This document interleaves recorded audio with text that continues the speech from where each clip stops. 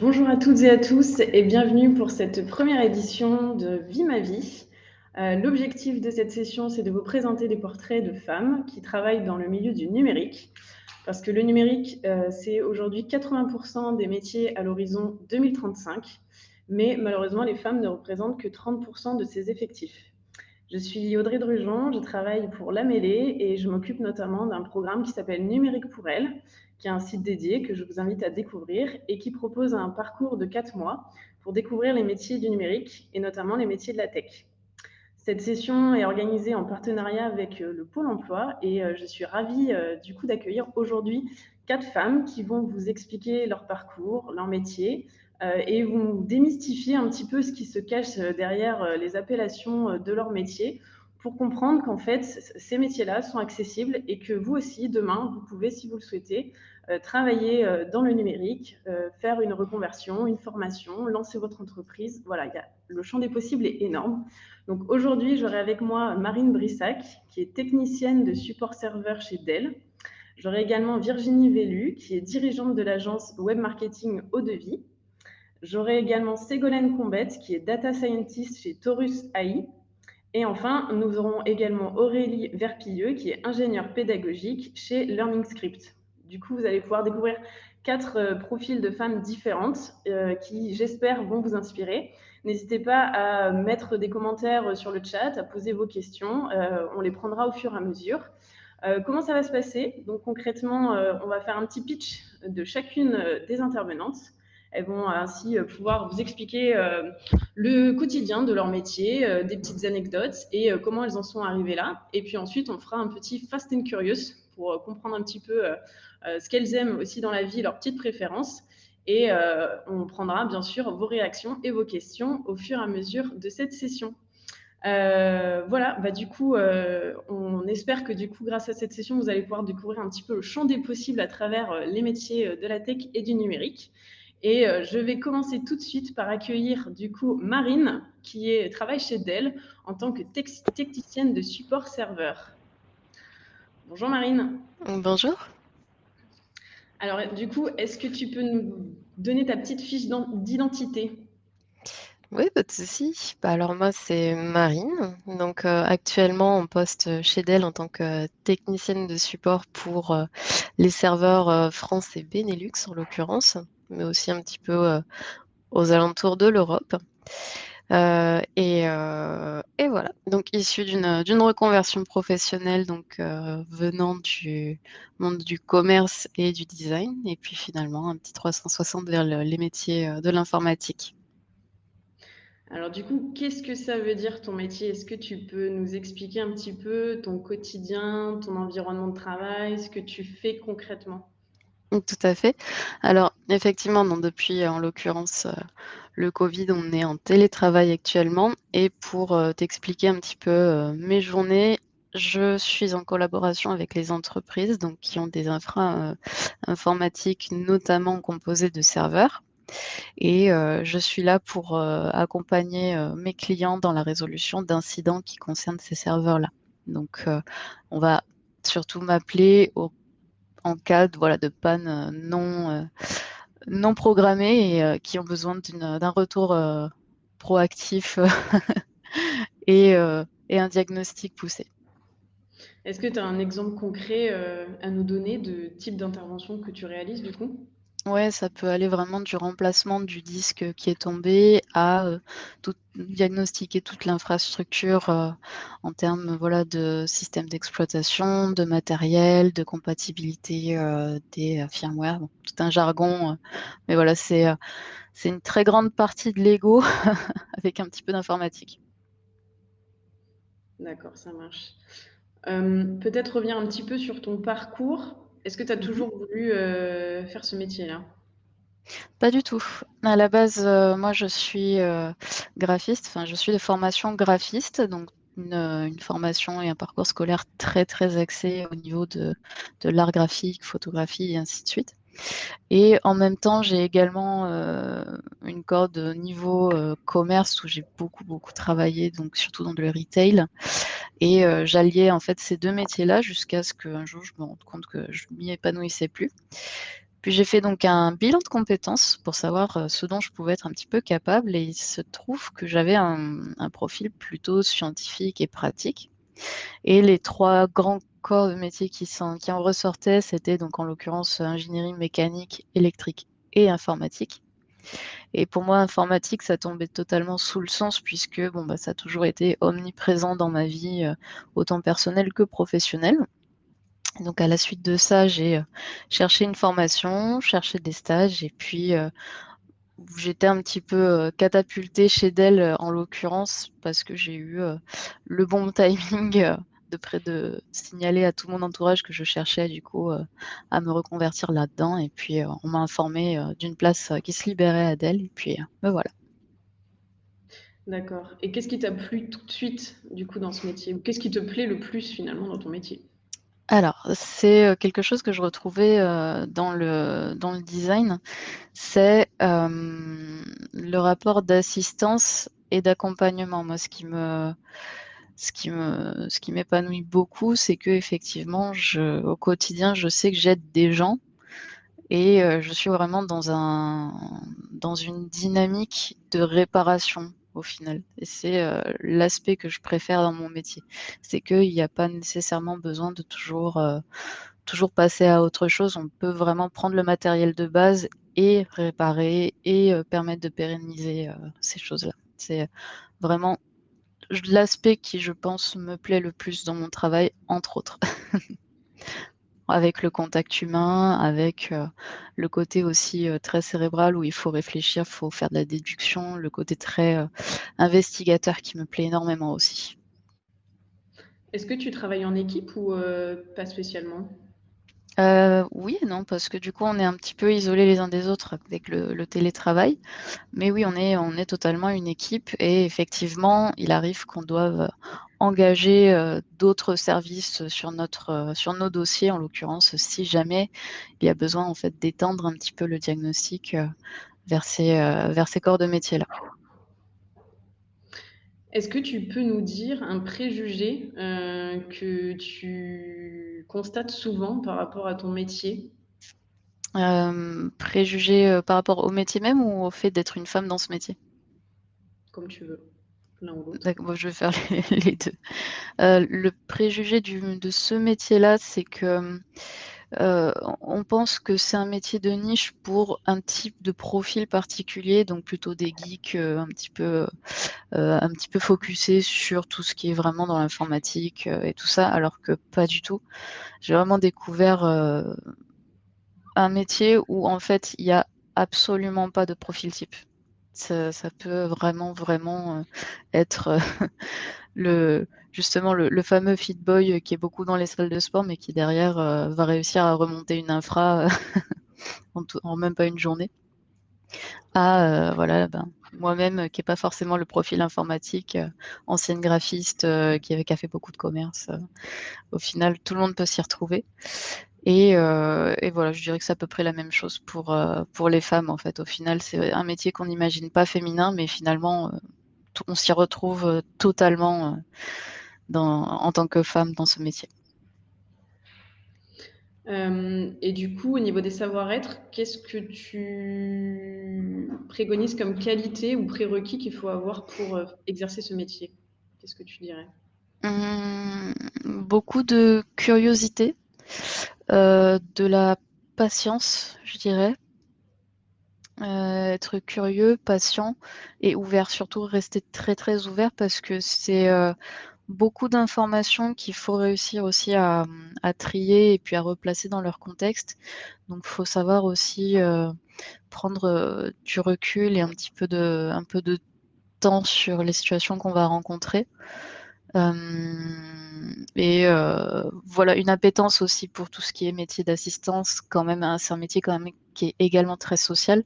Bon, ça aussi, ça fait partie justement des clichés comme quoi les techniciens informatiques sont très asociaux et hyper fermés, alors que pas du tout, c'est un métier hyper social. On est énormément formé sur le fait de rassurer nos clients, leur montrer que voilà, on arrive vers une résolution, que de toute façon, s'il y a le moindre souci, on est là. Enfin, voilà ces choses-là. Donc, je dirais avoir du relationnel et être très, très curieux, d'être un profil un peu investigateur, ouais. Super. Alors, on a déjà plein de questions pour toi, Marine. La première, c'est est-ce que ta reconversion a été longue? Pas du tout. Pas du tout, pas du tout, parce que j'ai la chance d'être à Montpellier, qui est une ville en fait qui est quand même très très bien fournie en termes d'informatique. Donc moi j'ai fait une reconversion par Pôle Emploi, donc qui m'a permis donc d'avoir un organisme. Alors je ne me souviens plus du nom malheureusement de cette reconversion-là, mais en gros on a été accompagné dans nos recherches, on a été accompagné donc dans l'établissement de notre profil. Et lorsque ça a été posé et que je me suis lancée dans cette direction, j'ai surtout fait marcher le réseau. Ça, c'est hyper important. Donc, j'ai prévenu mes amis que voilà, je me reconvertissais. Est-ce qu'il y a possibilité de faire des stages à droite, à gauche? J'ai commencé par des stages parce que j'avais aussi cette chance-là d'être au chômage à ce moment-là. Donc, je pouvais m'allouer un peu de temps à la formation. Et assez rapidement, donc voilà, pour le coup, je dirais que c'est aussi un bon timing. Donc j'avais quelqu'un qui connaissait quelqu'un qui connaissait quelqu'un qui était à Adèle, qui se trouve nous a informé qu'il y avait la position d'ouverte. Donc je me suis présentée et puis voilà, ça s'est fait comme ça. Donc je dirais que ça peut être long. Moi, c'est ma situation à moi, mais ça peut aussi être long. Je dirais que il faut rester absolument, absolument actif. Donc toujours chercher, prévenir enfin voilà, réseauter, prévenir votre entourage, vous informer. Maintenant, les réseaux sociaux, c'est une mine d'or pour ce genre de, d'initiative. Donc voilà, n'hésitez surtout pas.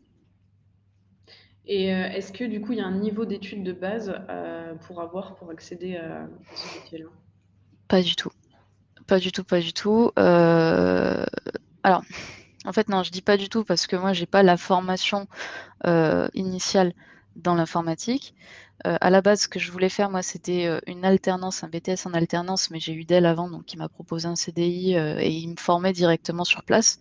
Donc, dans ma situation, j'ai pas eu besoin de diplôme particulier, mais par contre, si c'est quelque chose qui vous tente en termes de formation diplômant, oui, je dirais que ce sera quand même clairement un plus dans votre CV.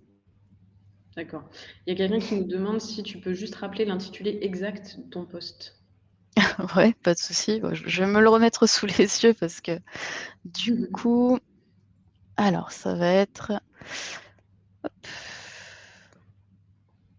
Technical Support Engineer 1. Voilà. Donc Tac, en tac. français, je dirais ingénieur de support technique niveau 1. Du coup, est-ce que pour conclure, tu as un petit fun fact ou un conseil à donner? Alors, un fun fact, ouais, je dirais que vraiment, ce métier-là, c'est clairement très loin de ce que je m'imaginais. Moi qui suis effectivement ce type de personnalité un peu geek, c'est très très loin de ce que je pouvais m'imaginer. Et comme conseil, hmm, stay tuned. Voilà, restez connectés, faites réseauter un maximum et puis voilà. Super. Donc, on a eu un bel exemple d'un métier qui allie social et informatique au Tout à final. fait. Ouais, tout à fait. Super. Merci Marine. N'hésitez pas à continuer à Je poser vous en vos prie. questions. On fera un petit wrap-up à la fin. Mais du coup, on va passer tout de suite à la seconde intervenante. Du coup, j'invite à me rejoindre Virginie Vélu. Bonjour Audrey, bonjour à tous. Bonjour Virginie. Alors Virginie, est-ce que tu peux nous dire qui tu es et ce que tu fais? Virginie Vélu, co-dirigeante de l'agence web marketing Eau de Vie, située à Toulouse, et on vient de souffler notre deuxième bougie depuis la création de l'agence. Félicitations. Merci. Du coup, est-ce que tu peux nous en dire un peu plus sur ton quotidien et c'est quoi ton travail? Qu'est-ce que tu fais? Nous, notre cœur d'activité, c'est la création de sites internet vitrines. On ne touche pas au e-commerce, c'est vraiment des sites qui présentent des entreprises. Ça peut être des restaurants, des gestionnaires de patrimoine, des destructeurs de guêpes. On peut vraiment être multi-activités. Et notre deuxième activité principale, c'est ce qu'on appelle le référencement naturel. Donc, les termes référencement naturel ou SEO veulent dire la même chose. c'est donc toutes les techniques qui permettent à un site internet d'être référencé sur la première page de recherche de Google lorsque l'on tape certains mots-clés concernant l'activité. Voilà, donc ça, on le fait sur les sites que l'on crée, mais on récupère également des sites internet déjà existants sur lesquels on continue à pousser ces techniques de référencement pour booster la visibilité d'entreprises type TPE et PME. Ensuite, on fait également de l'animation et de la gestion de réseaux sociaux, donc ce qu'on appelle aussi le community management. Donc là, on peut avoir des sociétés qui nous disent, voilà, occupez-vous de tout, venez faire des photos, faites-nous les posts, répondez aux questions, aux diverses messageries. Donc là, on fait du clé en main. Et on fait également des accompagnements pour des entreprises qui veulent être autonomes, mais sans trop savoir comment faire. On prépare également des stratégies digitales, pardon, et on les forme pour pouvoir utiliser leur site internet, leurs propres réseaux sociaux, en leur donnant des conseils et des préconisations pour que tout soit efficace. Et enfin, on est également formatrice auprès d'écoles toulousaines et de centres de formation à Marseille et Paris. Super. Donc, en fait, du coup, tu as un métier qui est quand même assez diversifié avec plein de missions transverses. C'est quoi ton parcours finalement pour en être arrivé là? Alors, pareil, c'est une reconversion professionnelle. J'ai été 15 ans garde d'enfants à domicile à Paris et à Toulouse. Donc, j'allais chez les familles m'occuper de leur petit bout de chou. Mais je ne suis pas arrivée là par hasard, puisqu'en parallèle, pendant 15 ans, je le fais d'ailleurs toujours un petit peu, mais j'ai été webmaster d'un site internet d'un loisir pas très connu au sujet de voitures radiocommandées. Donc, j'ai fait et je fais encore de temps en temps des reportages photos, des reportages écrits. On avait un forum avec animation d'un forum, pige dans des magazines papier également. Et tout a évolué. On est passé d'un site en HTML à un site sur Joomla et sont arrivés les réseaux sociaux. Et on a dû apprendre par nous-mêmes à les utiliser, parce que c'était la découverte en 2006-2007 avec l'arrivée de Facebook. Et à la fin de mon dernier contrat avec les enfants, j'avais donc 31, je ne sais plus, enfin voilà, petite trentaine, et je me suis dit, bon, il y a deux solutions. Soit je retrouve une nouvelle famille dans laquelle travailler, soit j'en profite pour faire une reconversion professionnelle. Et donc j'ai opté pour la seconde solution. Et au fond de moi, tout au fond, j'ai toujours voulu envie de bosser vraiment là-dedans, réseaux sociaux, site internet, etc. Mais je me sentais pas légitime sans formation.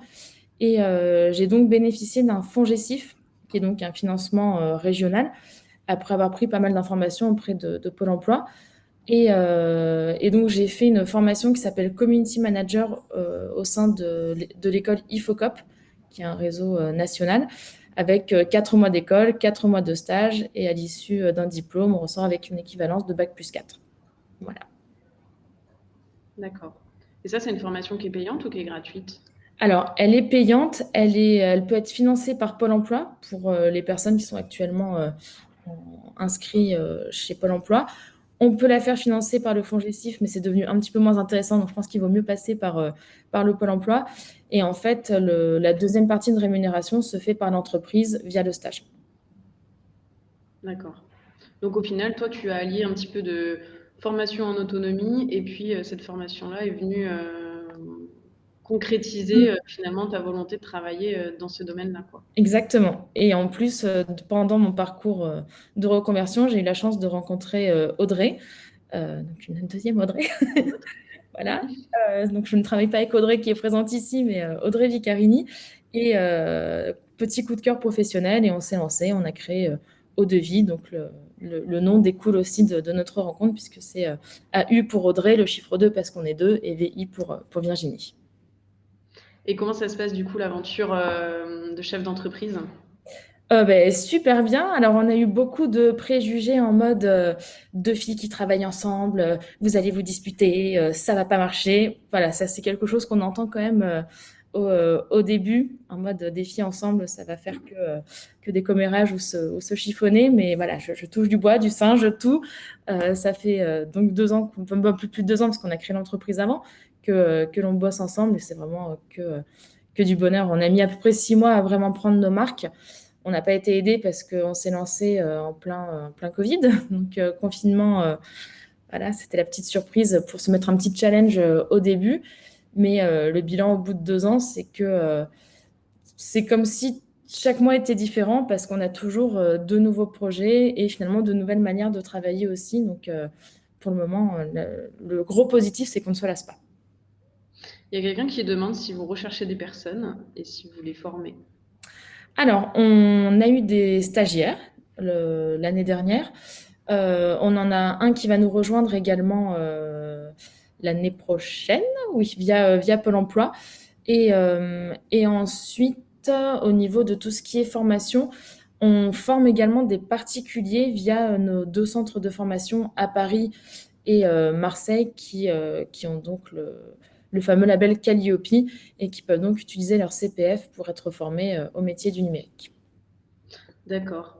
On a une autre question pour savoir si vous travaillez avec des freelances pour des projets d'accompagnement, notamment sur la stratégie de communication, gestion de projet. Alors, actuellement, non. Par contre, on travaille avec 2 freelances. On a un photographe vidéaste, on va dire qui fait partie de l'équipe. Comme ça, c'est quelque chose qu'on délègue parce que je le fais à titre perso, mais j'avais vraiment envie de garder la photo comme une passion. Puis chacun son métier, hein. Il le fait très bien, photo et vidéo. Et on bosse aussi avec un freelance graphiste qui fait tout ce qui est logo, web design de site internet. Mais on a bientôt un nouveau partenariat avec un autre freelance qui va nous aider à faire une stratégie digitale pour une chaîne de cinéma. Donc ça pourra arriver à l'avenir. Ça marche. Est-ce que tu peux nous dire un petit peu les qualités qu'il faut avoir selon toi pour faire ce métier? La première, je dirais organiser. C'est vraiment le plus gros critère. Parce qu'étant donné qu'on fait plusieurs choses entre site internet, réseaux sociaux, les réseaux sociaux, c'est très chronophage comme activité.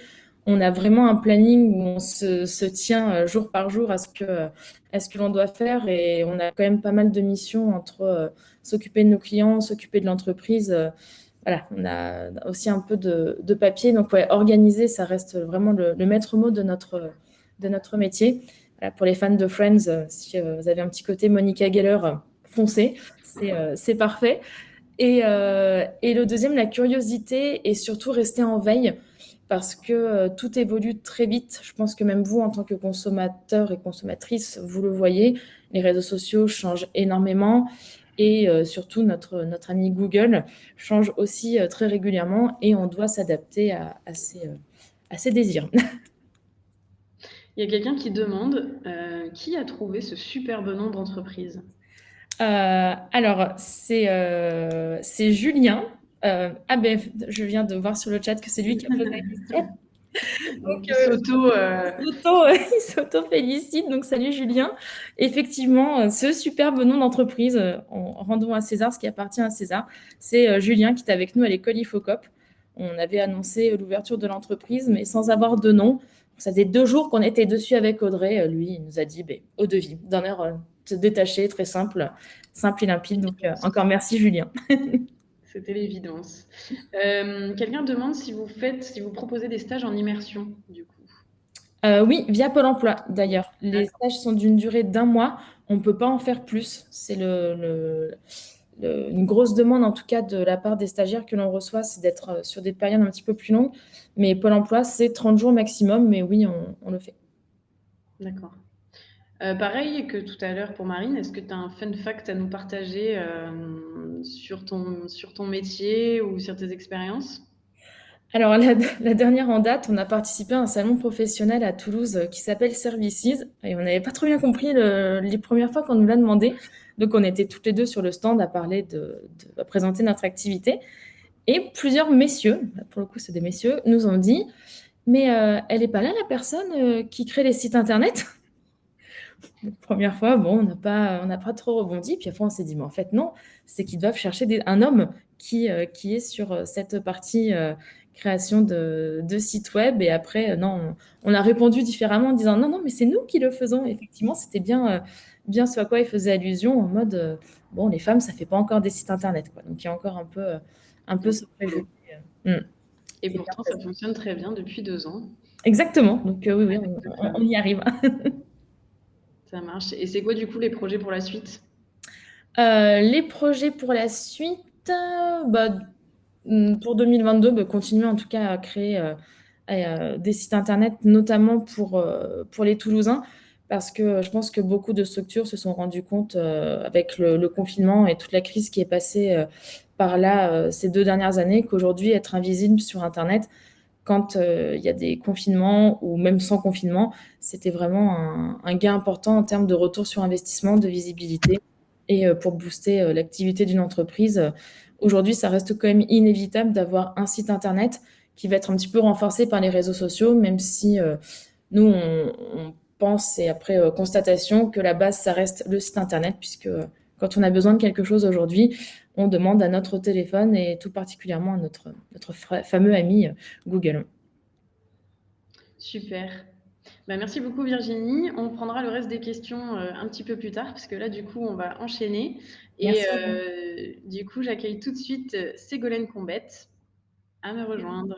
Bonjour Bonjour Ségolène. Audrey. Alors, bienvenue Ségolène. Est-ce que tu peux nous dire, pareil, qui tu es et ce que tu fais? Oui, donc je suis Ségolène et aujourd'hui je travaille comme data scientist dans une startup qui s'appelle Taurus Medical, qui est située à Toulouse et qui développe des solutions d'intelligence artificielle pour la santé. Alors, data scientist, ça peut faire peur. Qu'est-ce qui se cache derrière cette appellation? Finalement, c'est qu'est-ce que tu fais? Qu'est-ce que tu fais au quotidien? Alors c'est vrai qu'aujourd'hui les entreprises ont accumulé une quantité colossale de données et c'est seulement récemment qu'on a pris conscience de l'exploitabilité de ces données. Et le travail de data scientist, c'est d'extraire tout le potentiel de ces données et d'en tirer des conclusions. Et donc, dans un premier temps, on va venir collecter les données. On va faire une première exploration, voire les nettoyer parce qu'à ce stade, elles sont brutes. Ensuite, on va faire une étude statistique. On va faire ce qu'on appelle de la data visualisation, c'est-à-dire qu'on va faire parler les données à travers de toutes sortes de graphes pour observer des tendances. Donc, à ce stade-là, on a déjà une bonne vision. On peut tirer plein d'informations. Et ensuite, le data scientist va être amené à développer des modèles de machine learning pour faire de la prédiction à partir de ces données. Donc, à partir de ces prédictions, on peut faire de la recommandation, comme par exemple quand vous êtes sur Netflix et qu'on vous recommande des séries à voir. On peut faire de la classification ou encore, par exemple, de la reconnaissance d'images. Donc, pour vous donner un exemple, chez Taurus Medical, on travaille principalement avec des images comme données, donc des images médicales. Et on a développé un algorithme qui, à partir d'imagerie médicale, donc de toutes sortes de radios de la colonne vertébrale, est capable de détecter les vertèbres et les disques sur l'image, de calculer automatiquement un certain nombre de paramètres comme des angles ou des distances intervertébrales, qui sont des paramètres qui sont utilisés quotidiennement par les radiologues, et de diagnostiquer un certain nombre d'anomalies, comme par exemple les hernies discales. Donc voilà à peu près en gros le travail du data scientist. C'est de travailler la donnée. Oui. Et du coup, est-ce que tu as toujours voulu faire ça?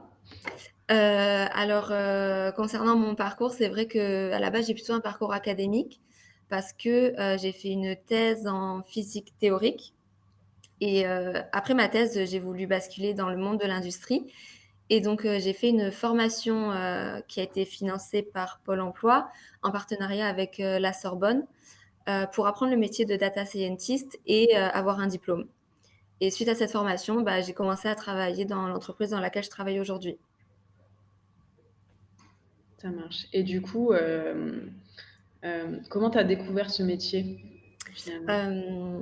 Donc, c'est vrai que pendant ma thèse et surtout vers la fin, j'ai participé à énormément d'événements, comme je pense celui-ci aurait pu être un événement auquel j'aurais pu participer. Et j'ai rencontré énormément de professionnels, de gens de l'industrie, et notamment beaucoup de personnes dans le numérique et des data scientists. Et vraiment, c'est en discutant avec ces personnes-là que je me suis rendu compte que c'était vraiment un métier qui pouvait me plaire et qui correspondait vraiment à mes attentes. Et du coup, au quotidien, maintenant, dans ton métier, qu'est-ce qui te plaît le plus? Ce que j'adore, bon, déjà, j'aime bien coder. Donc, ça, c'est une partie, bon, je pense qu'il faut aimer ça. Mais j'adore le fait que ça soit un métier très varié. On a vraiment beaucoup de tâches différentes à faire. Et aussi, en fait, je retrouve ce côté recherche et réflexion par rapport à un problème que j'avais durant ma thèse et que j'aimais déjà. Et en fait, c'est vrai que lorsqu'on nous amène un problème, souvent les personnes qui ont la donnée ont déjà peut-être une idée de ce qu'ils veulent en sortir, mais c'est à nous de aussi peut-être réfléchir à autre chose, qu'est-ce qu'on peut faire de plus, vraiment réfléchir à comment on peut embellir et extraire tout ce qu'on peut extraire de ces données. Et il y a aussi le côté analyse. Une fois que le travail est fait, il faut comprendre le résultat, l'analyser. Et ça aussi, c'est une phase de réflexion que j'aime bien. Il y a quelqu'un qui demande si la programmation est un prérequis, du coup, pour ce métier. Oui, il faut savoir programmer. Mais sincèrement, je pense que le langage informatique, c'est quelque chose que si on a envie et qu'on se donne les moyens, c'est accessible à tout le monde. Donc, et il y a en plus énormément de choses en ligne qui permettent d'apprendre le langage informatique par soi-même. Donc, si on a la volonté, il n'y a pas de problème pour ça, je pense. Donc, Mais tu conseilles quand même d'aller juste vérifier son appétence pour la programmation avant de se oui, lancer dans une formation de data scientist. oui, oui, bien sûr. Mais c'est facile, je pense que quand on commence à apprendre par soi-même ou quoi, on voit vite si ça correspond ou pas à ce qu'on aime. On a une autre question, savoir c'était quoi la durée de ta formation que tu as faite du coup? Alors moi, ma formation, elle a duré 3 mois. Ça a été une formation intensive. Oui, c'est C'est oui, alors c'est pas un format qu'on peut faire si on fait autre chose à côté, hein, parce que c'est vraiment à plein temps, c'est 7 jours sur 7, quoi, toute la journée.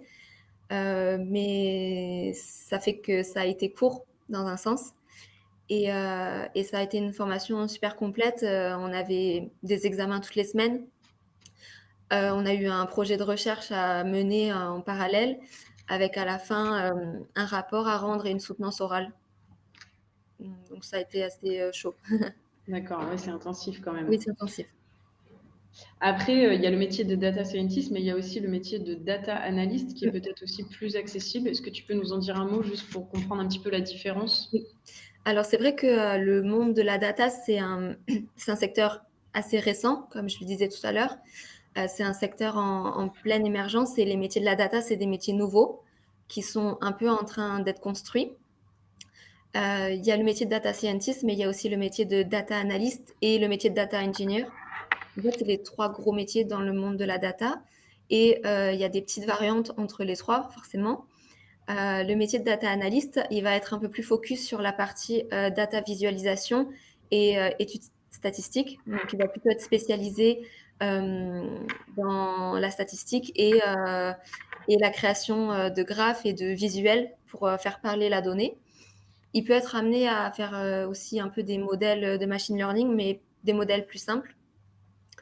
Alors que le data scientist va plus être sur ce côté développement d'algorithmes.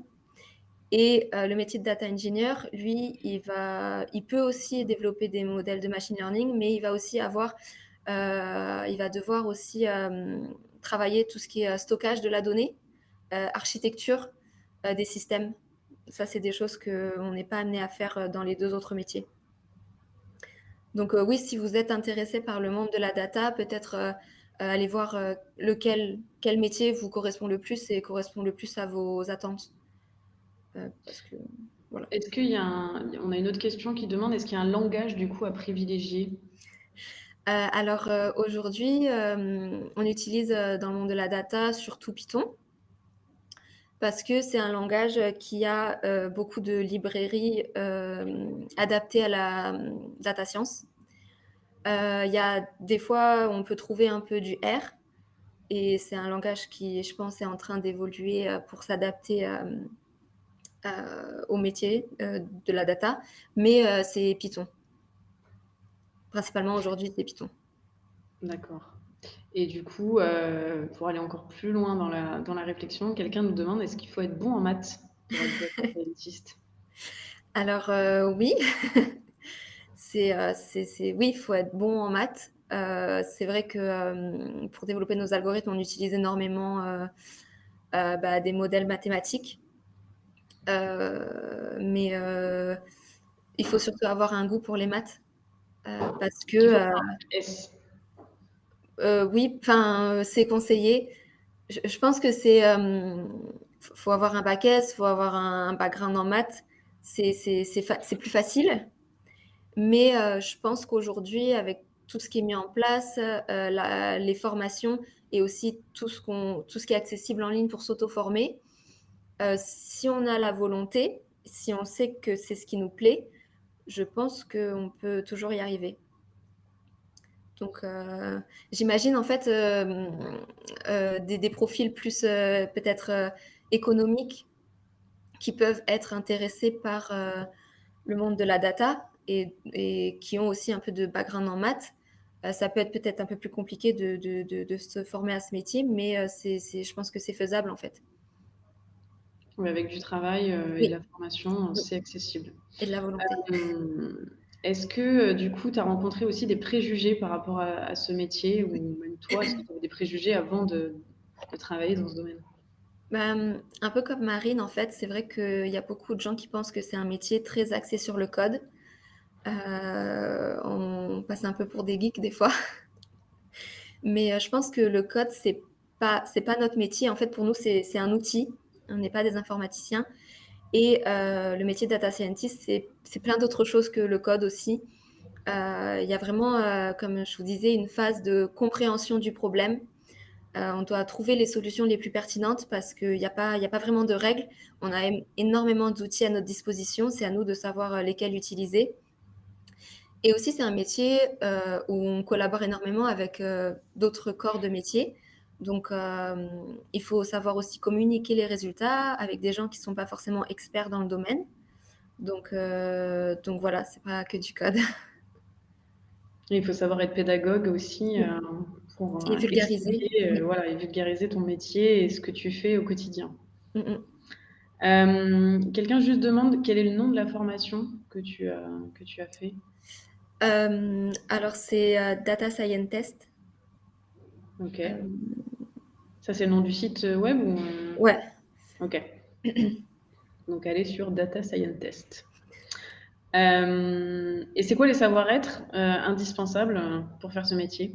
Je pense que déjà, il faut un goût pour le code. Ensuite, je pense qu'il faut être curieux et un peu créatif. C'est noté. Et est-ce que tu as un petit conseil à donner à toutes celles et ceux qui hésitent à se lancer? Donc, comme je le disais, c'est un métier qui est assez en vogue. Donc, il y a énormément de choses accessibles sur Internet, notamment des MOOC gratuits sur Open Classroom, où en fait on peut apprendre le langage informatique, mais aussi il y a des MOOC d'initiation à l'IA, à la science des données, au machine learning. Donc, c'est vraiment quelque chose que vous pouvez faire pour voir si ça vous plaît vraiment comme métier. Et je crois aussi sur Open Classroom, ils proposent des parcours certifiants de data scientist et des autres métiers de la data en alternance. Donc, ça peut être un bon moyen pour apprendre le métier tout en ayant un pied dans une entreprise. Ok, donc tester son appétence avant de se lancer. Mm-mm. Super. Ben, merci Ségolène. On se retrouve tout à l'heure. Et là, Avec du plaisir. coup, j'accueille tout de suite Aurélie Verpilleux à me rejoindre. Bonjour Aurélie. Bonjour Audrey. Bonjour à tout le monde. Alors, est-ce que tu peux nous dire en 2 mots qui tu es et qu'est-ce que tu fais? Alors, je m'appelle Aurélie Verpilleux, j'ai 37 ans, je suis mère de 3 enfants et j'habite en Ariège. Donc, je détaille tout ça pour dire que c'est pas parce qu'on est mère de famille nombreuse et qu'on vit dans un environnement rural qu'on ne peut pas travailler dans le numérique. Et donc, j'exerce le métier de Digital Learning Designer en freelance, ce qu'on appelle plus communément ingénieur pédagogique multimédia. Super. Et qu'est-ce que ça veut dire du coup au quotidien Qu'est-ce que tu fais? Alors, je conçois et je digitalise des parcours de formation à destination des entreprises, essentiellement pour la formation professionnelle. C'est-à-dire que je vais proposer des formations innovantes et engageantes grâce au digital. C'est-à-dire que je mets le numérique au service de l'apprentissage et on classe donc ce métier dans la catégorie des métiers de la EdTech. Donc, plus concrètement, quand un client vient me voir avec un projet de conception ou digitalisation de parcours de formation, je vais en général utiliser ce qu'on appelle le modèle ADI, c'est-à-dire une méthodologie de gestion de projet en ingénierie pédagogique. Et ADI, en fait, c'est un acronyme qui reprend toutes les grandes étapes d'un projet. Donc, on va partir, la première étape, ça va être l'analyse, c'est-à-dire qu'à partir du cahier des charges du commanditaire de la formation, je vais analyser les besoins et le contexte de la formation, c'est-à-dire le public cible, les objectifs pédagogiques, la stratégie qu'on va mettre en place au niveau pédagogique et tutoral, puisqu'il n'y a pas de formation efficace sans accompagnement, les éléments techniques, l'organisation, le budget du projet, et on va aussi surtout identifier les risques et les plans d'action envisagés afin d'anticiper les risques du projet. Donc tout ça, ça donne lieu à la rédaction d'un document qu'on appelle une note de cadrage et qui est ensuite validée par le commanditaire. Ensuite, la deuxième grande étape, ça va être ce qu'on appelle le design.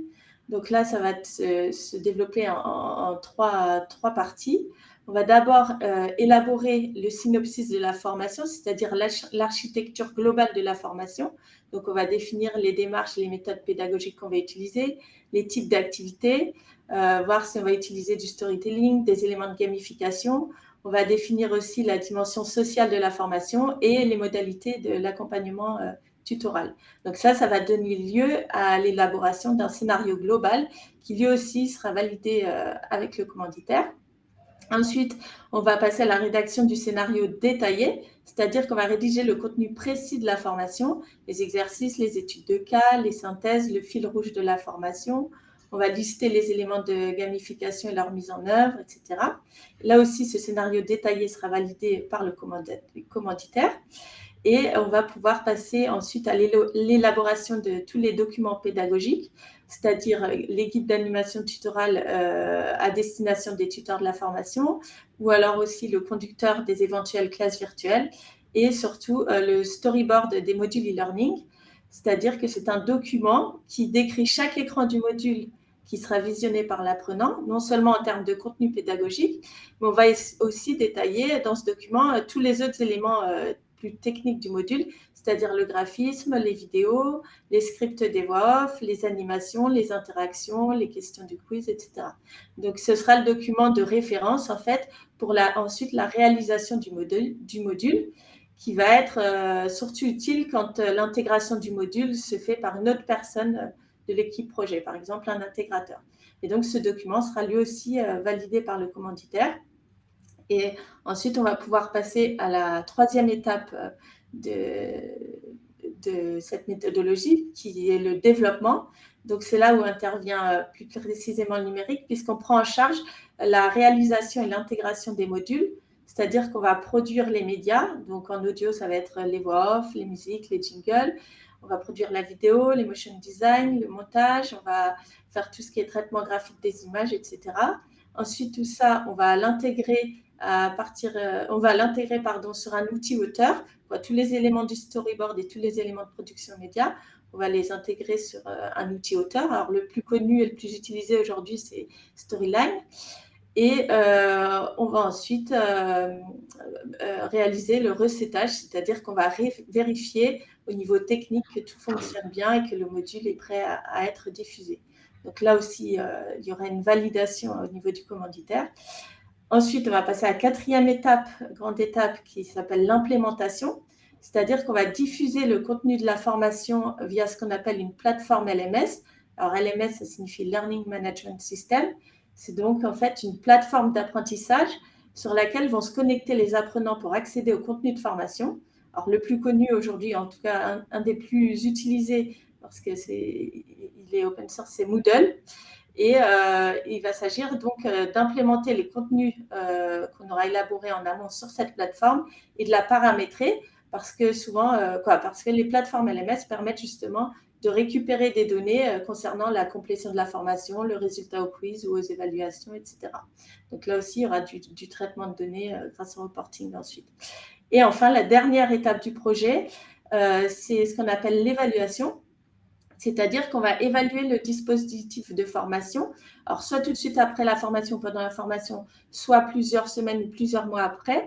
Et cette évaluation va se faire sur 4 niveaux. Alors, on va évaluer d'abord la satisfaction des apprenants, des tuteurs, vis-à-vis de la formation qui aura été montée. On va évaluer ensuite les acquis, c'est-à-dire qu'on va se poser la question, est-ce que les compétences visées ont vraiment été acquises par les apprenants, puisque c'est quand même le but de la formation. On va évaluer ensuite le transfert des compétences. Donc, on va voir si les compétences ont été transférées en situation de travail. Donc, ça, souvent, c'est un travail qu'on fait en lien avec les managers dans l'entreprise, puisque via les entretiens individuels, les observations sur terrain, on va pouvoir voir si les compétences ont été transférées. Et on va évaluer aussi les résultats, c'est-à-dire les résultats pour l'entreprise. On va mesurer en fait l'impact qu'a eu la formation sur les résultats de l'entreprise. Et en fait, tout ce recueil de données, ça va nous permettre d'élaborer un plan d'amélioration de la formation, puisque grâce à toutes ces données, on va pouvoir identifier à quel moment la formation a été la moins efficiente ou ce qui a pu éventuellement poser problème pour parfaire ensuite la formation.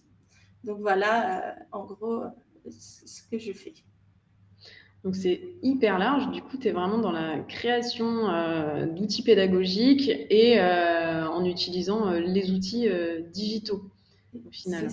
C'est ça. En fait, il y a 4 grandes compétences à avoir. C'est des compétences en gestion de projet, en ingénierie pédagogique, donc tout ce qui est pédagogie, en tutorat, puisqu'il y a tout un accompagnement, et en maîtrise des outils numériques. Du coup, il y a quelqu'un qui pose la question que ton métier du coup demande plus de compétences en termes d'écriture qu'en termes de mathématiques, pour le coup. Alors voilà, alors les maths, c'est vrai que pour ceux qui se posaient la question des maths tout à l'heure, du coup, c'est pas un frein, donc ça va être plus simple. Voilà, c'est plutôt surtout en termes de numérique, la maîtrise de certains logiciels et c'est essentiellement de la maîtrise de certains logiciels particuliers, donc des logiciels auteurs, des logiciels de production média essentiellement et des plateformes LMS. Et comment t'es tombée là-dedans, toi? Tu faisais autre chose avant? Oui, alors moi, rien ne me prédestinait à travailler dans le numérique puisque j'ai eu un doc de philo. Ensuite, j'ai passé une licence lettres, arts, sciences humaines, donc plutôt un profil littéraire. Donc, j'ai été ensuite lectrice, correctrice en freelance pour des maisons d'édition pendant 5 ans. Ensuite, ma vie privée a fait que je me suis réorientée et donc je suis devenue professeure de lettres en collège. Et j'ai passé un master MEF, qu'on appelle ces métiers de l'enseignement, de l'éducation et de la formation, puisque je souhaitais passer le concours de professeur des écoles. Donc, j'ai réussi ce concours et donc j'ai été enseignante et directrice d'école pendant 6 ans. Et je me posais un peu des questions. J'avais déjà entendu parler de ce métier d'ingénieur pédagogique qui émergeait de plus en plus. Et l'idée me plaisait parce que je suis passionnée par tout ce qui est pédagogie et notamment innovation pédagogique, par les sciences cognitives et par tout ce qui est numérique éducatif. Mais j'ai vraiment commencé à m'intéresser à ce métier au moment du confinement, puisqu'on a dû mettre en tant qu'enseignant en place la continuité pédagogique. Et même si j'utilisais déjà les outils numériques en classe avec mes élèves, je me suis vite rendu compte que les modalités de travail que j'avais n'étaient pas adaptées à l'enseignement à distance.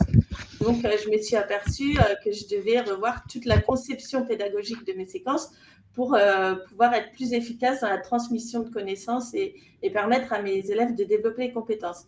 J'ai donc pendant ce confinement, commencé à suivre des petites formations gratuites en ligne via Funmook, Youno, Open Classroom et à éplucher des blogs consacrés à ce métier. Et j'ai commencé à m'intéresser de plus en plus à ce métier et ça m'a tellement plu que j'ai décidé d'entamer une reconversion professionnelle. Donc, à la fin du confinement, à l'été 2020, je suis partie en congé maternité puisque j'étais enceinte et j'ai prolongé ce congé maternité avec un congé parental, ce qui m'a permis de profiter de ce congé parental pour me former. Donc, j'ai suivi et obtenu le bachelor Digital Learning Designer qui est proposé par Skillbar, qui dure environ 6 mois. Et j'ai choisi cette option du bachelor parce que j'avais déjà certaines connaissances, notamment en pédagogie grâce à mon mon master et mon expérience professionnelle. Et après, renseignement, c'est ce qui se convenait le mieux à mon profil. Donc, après cette formation, cet été, j'ai commencé à lancer mon activité d'ingénieur pédagogique freelance. Et donc, j'ai créé mon entreprise, Learning Script, qui est donc la première entreprise implantée de digital learning implantée en Ariège. Donc, voilà. Et est-ce que du coup, toi aussi, tu as rencontré des préjugés par rapport à ton métier ou des freins avant de te lancer en tant que freelance dans ce métier-là? Alors, des freins, non, mais après, il y a des préjugés liés à ce métier. C'est-à-dire que souvent, on pense que pour ce métier, il faut être expert. Quand je dis je suis ingénieur pédagogique, on me dit oui, dans quel domaine? Et en fait, on pense souvent qu'il faut être expert du domaine pour lequel on construit une formation, alors qu'en fait, pas du tout, puisqu'on travaille justement avec un expert métier avec qui on échange. Donc, notre rôle, nous, ça va être, suite aux échanges avec l'expert métier, de ne conserver que ce qui est pertinent dans ce qu'il nous raconte. Donc, l'expert métier, souvent, a tendance à tout trouver important, veut tout mettre dans la formation et veut transmettre une grande quantité d'informations. Mais notre rôle, justement, à nous, ça va être de faire le tri et de ne garder que ce qui va permettre de développer la compétence chez l'apprenant, même si tout est intéressant en soi. Mais il va falloir faire ce tri-là. Et le fait de ne pas être expert dans le domaine, ça permet justement, ça nous permet d'avoir le recul nécessaire quant aux éléments pertinents à conserver. Ça va aussi forcer l'expert métier à vulgariser sa connaissance, la rendre plus accessible. Donc, et ça va nous permettre à nous de plus facilement anticiper les questionnements des apprenants ou les points qui peuvent poser problème. Et un deuxième préjugé quant à ce métier, c'est que souvent, les gens pensent que c'est très simple et rapide de digitaliser une formation, alors qu'en fait, derrière, il y a toute une ingénierie, puisqu'il est nécessaire de revoir toute la conception de la formation pour l'adapter à une nouvelle modalité d'apprentissage, puisqu'on n'apprend pas du tout de la même façon en présentiel ou en distance. Contrairement à ce qu'ont pu penser certaines personnes pendant le confinement, voilà, il y a eu des classes virtuelles qui parfois duraient des journées entières sans interaction avec l'apprenant et bon, finalement, il n'en ressortait pas grand-chose. Donc voilà, donc la réalisation des supports pédagogiques, ça peut parfois être très chronophage et ça demande surtout une expertise dans de nombreux domaines, donc le montage vidéo, la maîtrise des outils auteurs, retouche photo, enregistrement de voix off, graphisme, etc. Super. Et du coup, par rapport à ta vie de famille, du coup, tu es l'exemple même que c'est possible, du coup, d'être freelance, de se lancer dans une reconversion professionnelle tout en ayant une vie personnelle très chargée. Tout à fait, oui, c'est sûr que moi j'ai beaucoup de travail, la vie personnelle, mais le fait d'être freelance, ça me permet de m'organiser comme je veux. Donc voilà, s'il y a des choses à gérer avec les enfants, je peux travailler plus tard le soir ou quoi. Vraiment, je m'organise comme je veux. Moyennement, bon, après les rendez-vous avec l'équipe projet, mais ça peut se faire, voilà, on voit avec le client quand est-ce qu'il est disponible, mais après, sur tout le reste, je m'organise exactement comme je veux. Donc, c'est même plus simple.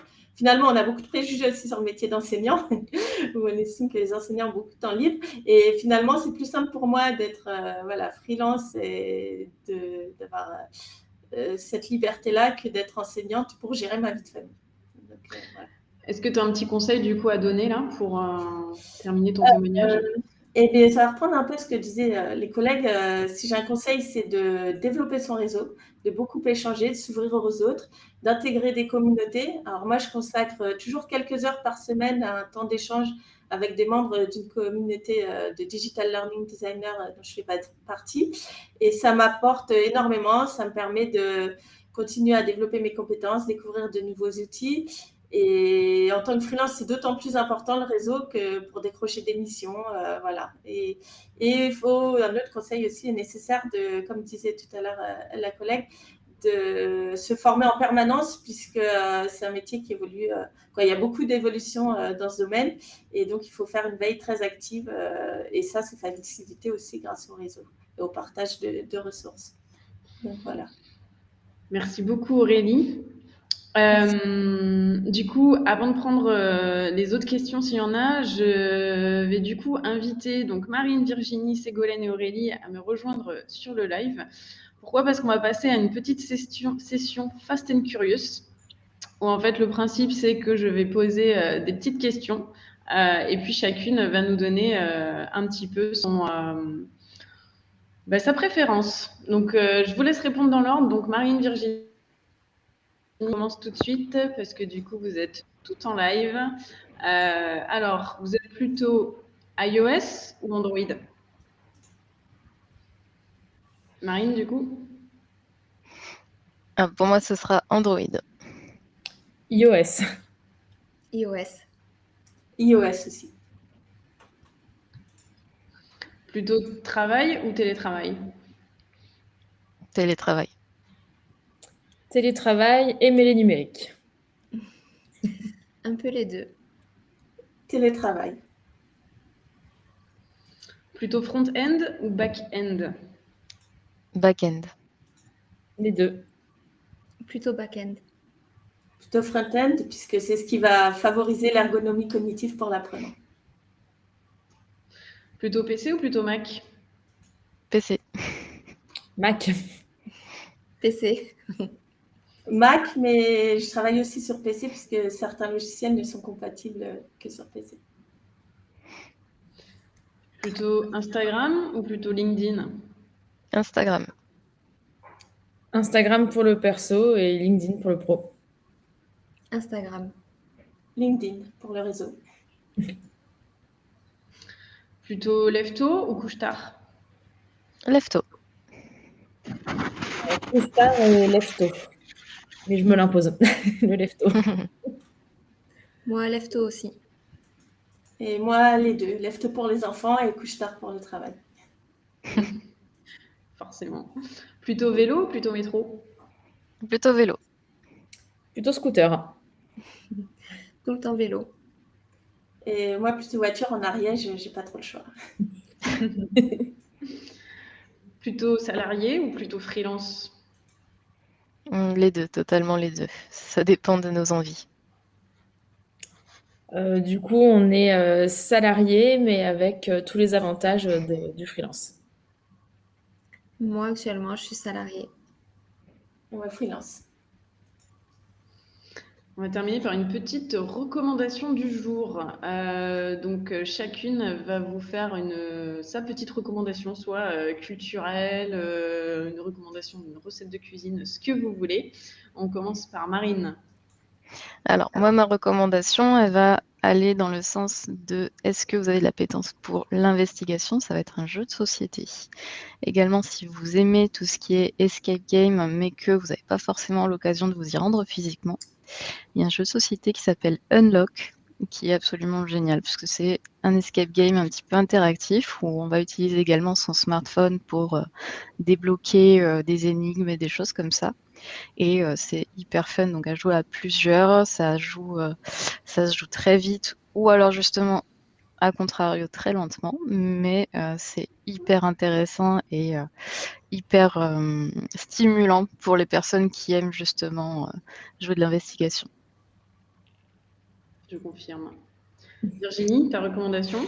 Pour ma part, ce sera un livre, donc Les Possédés du collectif Tech Trash, pour tout ce qui est face cachée des GAFAM, donc tout ce qui est Google, Facebook, Apple, pour un peu connaître leurs qualités et leurs défauts et un peu leurs techniques de management. Enfin voilà, un livre forcément très digital. Top. Ségolène? Moi, ça sera une série. Donc, pour changer un peu de Squid Game, je vous recommande la série Startup sur Netflix. C'est une série qui évoque aussi l'entrepreneuriat et la tech. Super. Et Aurélie? Et alors moi, ce sera un livre ariégeois, un livre autobiographique qui s'appelle Mon enfance sauvage de Jala Marialonga, où elle raconte en fait son enfance dans les années 80 dans les Pyrénées ariégeoises, où elle a vécu en autarcie avec ses parents, ses 7 frères et sœurs sans jamais aller à l'école. Et donc, elle est autodidacte. Elle a écrit ce livre. Elle a en fait appris tardivement à lire et à écrire.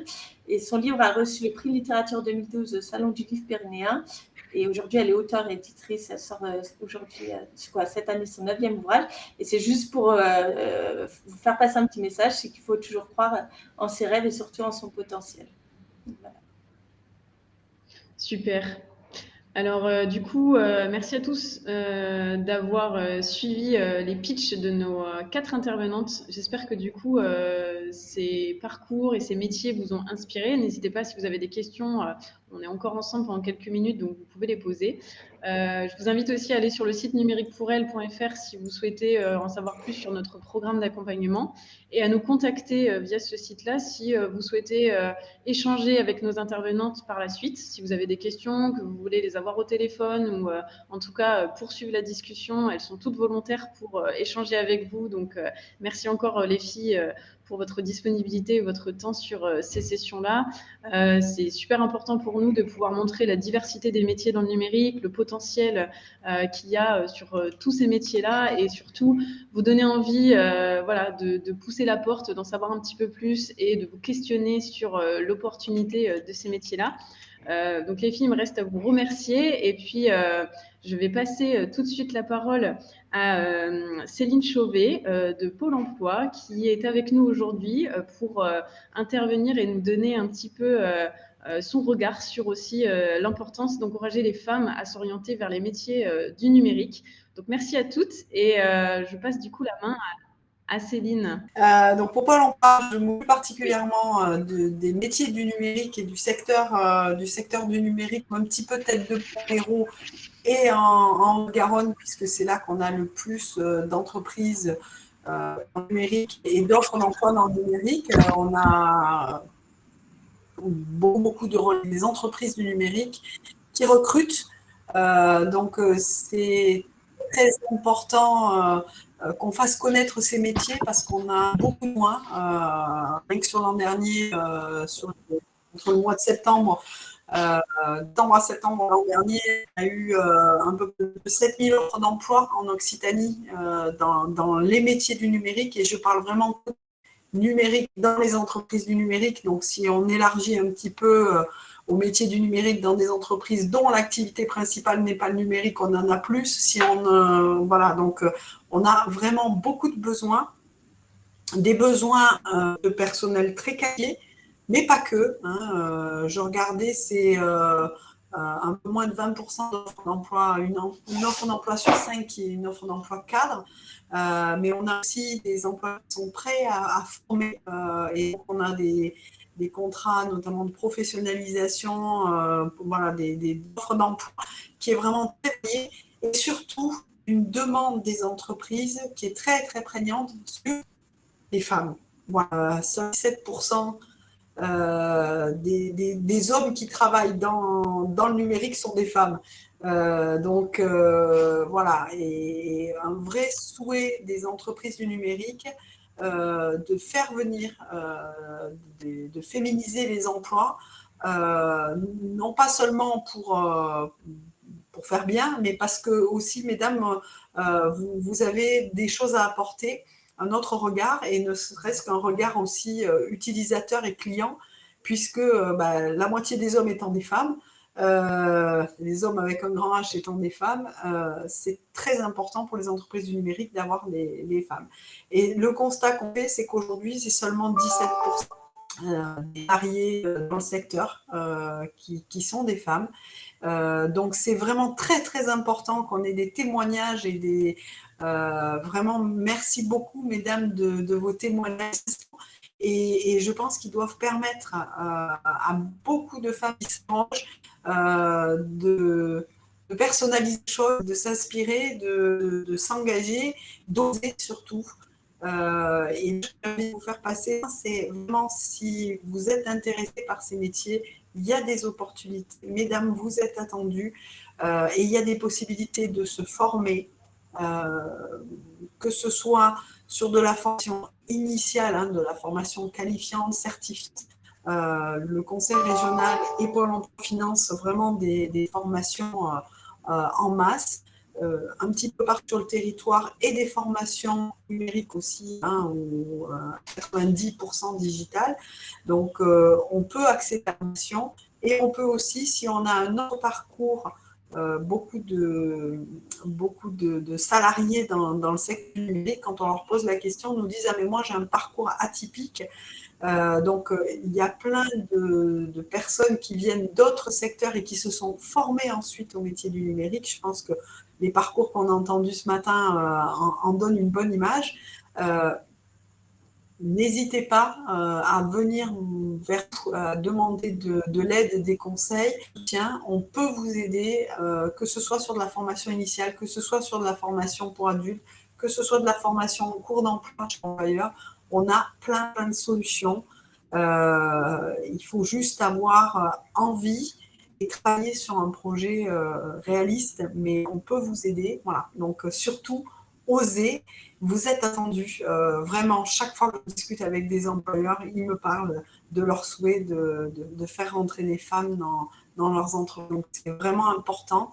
Et vraiment important aussi de voir des femmes qui réussissent et qui montrent, qui expliquent leur cours avec leurs difficultés aussi, parce que c'est pas toujours simple.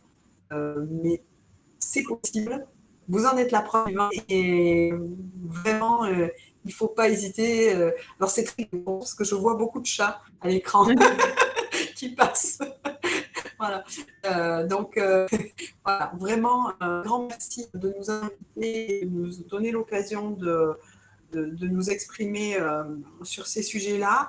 Vraiment, n'hésitez pas à demander de l'aide, du soutien. On a de belles opportunités dans ces secteurs d'activité. Voilà. J'ai essayé d'être courte. Merci beaucoup Céline pour ce discours très enthousiaste. Effectivement, nous on est ravis en tout cas de pouvoir compter sur le soutien de Pôle emploi dans toutes ces initiatives auprès des femmes. D'ailleurs, du coup, je vais redemander à mes 4 intervenantes de venir parce que du coup, on a encore 2-3 questions. Donc, n'hésitez pas, hein, surtout si vous en avez d'autres. J'ai notamment une question pour Marine. La connaissance du bac et de la console est-il votre outil de travail ? Alors, la question exacte, c'est la connaissance du bash. Le bash, Ah oui, en pardon. fait... Non, t'inquiète pas, c'est du jargon informatique. Donc, pour t'expliquer un peu ce que c'est le bash, c'est sur les systèmes d'exploitation Linux, il y a sur certains d'entre eux un interpréteur de ligne de commande. En ce qui concerne mon métier, à moi, je ne l'utilise pas, mais il y a des pans sur Adèle où oui, effectivement, ça va être utilisé. Donc, la réponse, clairement, c'est oui et non. Mais je dirais donc à la personne qui a posé la question que si il y a l'habit Linux dans votre CV, c'est un très gros plus. Super. Et du coup, une question pour toi, Céline. Quel est le nom du livre ? Ah non, c'est pas pour Céline. Quel est le nom du livre ? C'était pour Aurélie, je pense, sur le livre que tu avais conseillé. C'est Mon enfance sauvage de Jala Maria Longa. Je peux le mettre dans le chat, c'est éventuellement. Et Virginie, le tien ? Et c'était Les Possédés par Tech Trash. Je vais le mettre aussi. Super, merci. Donc, vous avez dans le chat les références du coup des 2 livres. Je ne sais pas s'il y a d'autres questions, j'ai pas l'impression. Du coup, je suis en train de regarder le chat en live. Est-ce que vous avez chacune un site à conseiller pour aller chercher de l'information ? Open Classroom a déjà été cité. C'est clairement la Bible de l'informatique, surtout du codage. Et pour tout ce qui est plutôt mécanique, franchement, il y a énormément de choses, autant YouTube que Google. Après, pour tout ce qui est réseaux sociaux, WordPress, nouveautés, etc., je pourrais conseiller le blog du modérateur, qui nous permet d'avoir un petit peu toutes les nouveautés au quotidien sur tout ce qui se passe dans notre milieu. Après, moi, si les gens sont intéressés par ce métier, il y a Skillbar qui propose une formation certifiante gratuite. Donc voilà, pour voir si c'est un métier qui peut vous plaire et qui peut se faire en parallèle d'une vie active. Donc voilà, pour voir si c'est quelque chose qui peut vous plaire. Et après, un blog qui donne toutes les informations sur ce métier, c'est l'atelier du formateur. Donc en fait, des ressources, il y en a plein, des métiers dans le numérique, il y en a plein, des possibilités, il y en a plein. Et aujourd'hui, on a eu 4 très beaux témoignages. Donc merci beaucoup à toutes les 4 pour voilà, nous avoir un petit peu transporté dans vos métiers et votre quotidien. Encore une fois, cette vidéo, elle sera disponible en replay, donc du coup, on ne va pas hésiter à la repartager et à la diffuser. On remercie aussi également énormément Pôle emploi pour son soutien et son accompagnement dans tout ce qu'on fait sur ce sujet-là à la mêlée, autour de l'encouragement vers les métiers du numérique pour s'orienter pour les jeunes filles et pour les femmes. On était ici sur une session test. C'est la première fois qu'on fait ce format de Vie ma vie, format digital. Il y en aura d'autres. On va faire des petits focus par métier, des focus par type d'orientation et par type de public. Donc n'hésitez pas à rester connectés sur tous les événements que la mêlée propose et les événements qui sont aussi sur le site Numérique pour elle.